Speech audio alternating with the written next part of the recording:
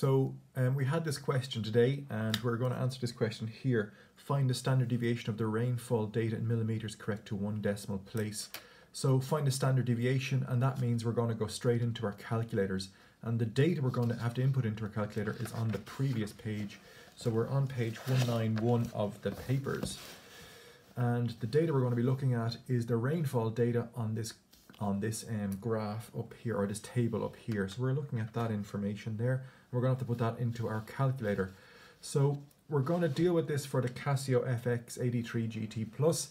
There is a more modern version, and you'll have to, I suppose, figure that out yourselves or ask me how to do it. So this should be the calculator most of you have with my 6 years. So we go with we have to set up our calculator into statistics mode first of all. So we go mode, which is up here, mode. So we go mode, and then we want number 1, which is down here. No, sorry, we've got 2 because we're obviously doing statistics. So we choose the number 2, and then we choose the number 1, and that gives us a table whereby we can input data. Now the first value we input is a 72, and that's going to go into the 1 row. So we go 72 equals, and then we go 133 equals, then we go 155 equals, then we go 101 equals, then we go 94 equals, then we go 47 equals, then we go 149 equals, then we go 134 equals, then we go 94 equals, then we go 84 equals. And so that information is now effectively in the calculator's mind.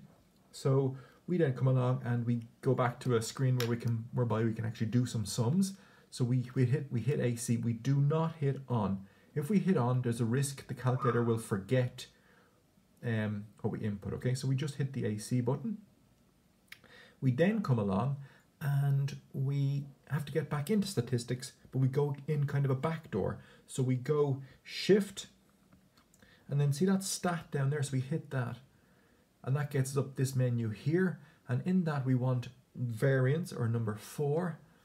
And then we want the symbol for standard deviation, guys, is this sigma here, sigma x. So we select 3, and that's standard deviation, and that gives us 33.4605. So our answer is going to be 33.46, and correct to 1 decimal place, that's 33.5. And then because I am quite a good student, I'm going to go into the back of my book and check that this is actually the correct answer. So just bear with me while I get that done. So we're in 2018, question 7, paper 2. Let's take a look at that. 2018,